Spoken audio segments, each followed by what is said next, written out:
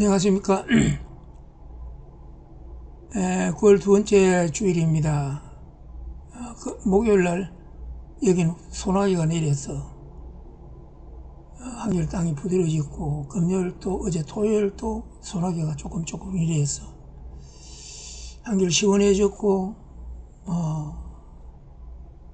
땅이 많이 부드러워졌습니다. 오늘 강의 시작하겠습니다. 오늘은 유튜브 강의 100번째, 제목이 유튜브 강의 100번째. 유튜브 세계에 들어가면은 다양한 분야에서 수많은 유튜브들이 있습니다. 그 중에서 허접한 것들도 있지만은 유익한 정보들도 많습니다. 송아 뛰니 망둥이도 뛴다는 말이 있듯이 저를 향해서 전화에 무슨 유튜브를 하는 거라고 말할 분들도 있을 것입니다. 꼭 하고 싶은 말이 있어서 이 유튜브를 통해서 말하고자 하여서 시작하였습니다. 성경은 역사를 기록한 책이 아니라 구속사를 기록하였다고 말들을 합니다. 그것은 틀린 말입니다. 진화론에 세뇌당한 사람들이 진화론과 충돌하지 않으려는 변명입니다. 성경은 구속사임의 역사입니다. 성경의 사건들은 땅에서 일어났으며 일어난 시간이 있습니다. 창세기 5장은 아담에서 노아까지 10대의 족보이고 11장은 셈에서 아브라함까지 10대의 족보입니다. 이 족보를 통하여 성경 사건의 시간과 연대를 알 수 있습니다. 성경 역사의 기준점은 솔로몬이 왕이 된 때로 잡습니다.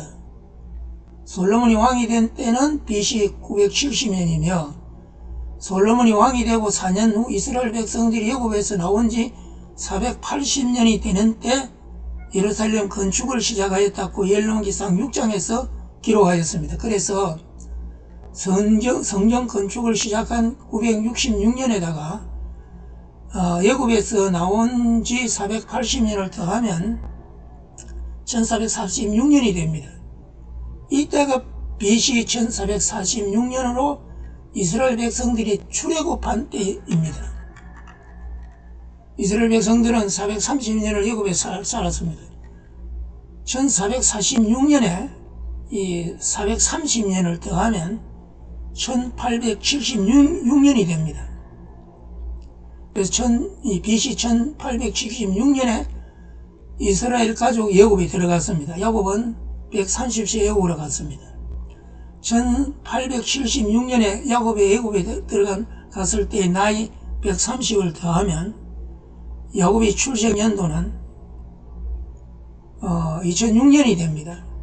이러한 방식으로 이삭과 아브라함, 데라 그 위에 조상들의 출생 연도를 계산하면 아담의 창조 연도는 BC 4114년이 됩니다. 그리고 노아 홍수의 연대는 BC 2458년이며 바벨탑 사건은 에벨의 아들 벨렉이 출시한 해 2357년이 됩니다. 창세기 10장 25절에 에벨은 두 아들을 낳고 하나의 이름은 벨렉이라 하였으니 그때 세상이 나뉘었으며 벨렉의 아우의 이름은 욕단이메라 라고 하므로 벨렉이 태어났을 때 바벨탑 사건이 일어나서 인류의 언어가 혼잡되고 흩어지게 됩니다. 이때가 홍수 100년 BC 2357년입니다. 바벨탑 사건 때 노아의 나이는 700세였습니다. 700세. 창세기 9장 28절 29절에서 노아는 950세까지 살았다고 합니다. 그러면 이때 노아가 바벨탑 반역을 어떻게 보았을까? 이거 고민해 보아야 합니다. 이때 노아는 어디서 무엇을 하였을까? 그런데 성경에서는 이때 노아의 흔적을 찾을 수 없습니다. 그런데 중국의 전설에서 노아가 태우 복귀시로 방주가 표주박으로 세상에 닥친 큰 홍수에 태우 복귀시가 표주박을 타고 살아남았다는 전설로 전해왔습니다. 노아는 홍수 후에 인류의 공동조상이므로 각 종족들은 홍수 전설을 가지고 있습니다. 세홍수 전설이 217개나 있다고 합니다. 그렇다면 합리적 추정으로 정리할 수 있습니다. 니무롯의 반란으로 바벨탑 반역이 일어났을 때 노아는 반역을 저지하려다가 되지 못하자 바벨탑이 무너지기 전에 자신을 따르는 믿음의 후손들을 데리고 반역의 무리들과 반대쪽으로 떠나왔습니다. 노아를 따르는 후손들 중에서 중추적인 역할을 한 사람은 에벨의 둘째 아들 욕단입니다. 창세기 10장 26절과 30절에 욕단의 그 13명의 아들들의 이름이 나오며 그들이 거하는 곳은 메사에서 스발로 가는 길의 동편산이었다고 하였습니다. 욕단의 가족은 니무롯의 무리와 함께 하지 않았다는 것을 밝히는 대목입니다. 욕단의 가족은 노아와 동행하면서 노아 신앙 그룹의 중심 세력이 되어 우리 민족 동이족이 됩니다. 성경은 이렇게 우리 민족의 기원을 기록해 놓았습니다. 노아는 지금 중국 땅으로 와서 하나님께 제단을 쌓았습니다. 그곳에는 사람이 살지 않았습니다. 그때 모든 사람들은 신할 쪽으로 갔습니다. 그때가 BC 2333년 우리나라 최초의 국가인 고조선입니다. 즉 노아가 이 중국 땅으로 와서 하나님께 제단을 쌓은 그때가 BC 2333년 고조선의 시작을 그때를 보고 있습니다. 그 제단이 중국에서는 하나님께 제사한 천단이라고 부르며 지금 중국 라오닝성 박물관에 있다고 합니다.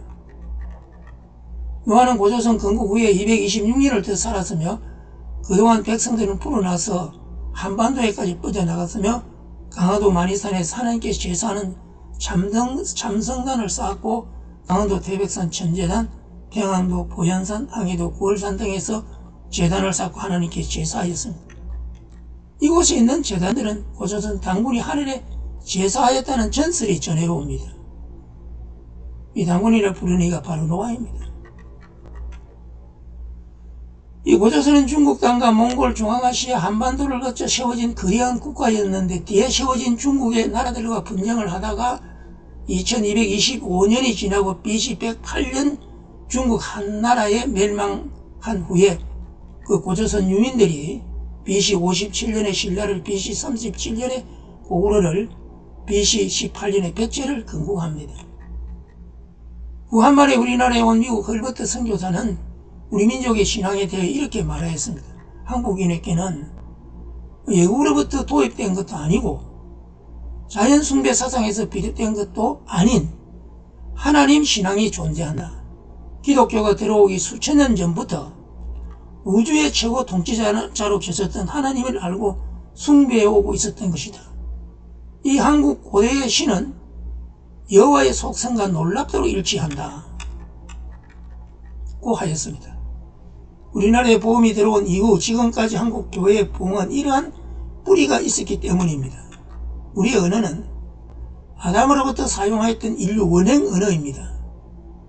노아와 욕단은 바벨탑 이전에 반역의 무리를 떠나왔기에 혼잡된 언어가 아닙니다.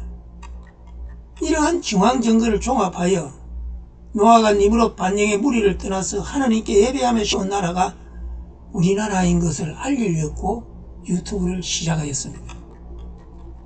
성경을 인정하지 않는 사람들이야 부인하는 것이 당연하겠지만 그리스도인들이란 관심을 가져볼 만한 게 아니겠습니까? 한국이 지금 이렇게 세계에서 우뚝 서게 된 것은 노아의 신앙에 뿌리를 두고 있음이 아니겠습니까? 그래서 우리 대한민국은 하나님 신앙의 종주국이라 말할 수가 있겠습니다. 감사합니다.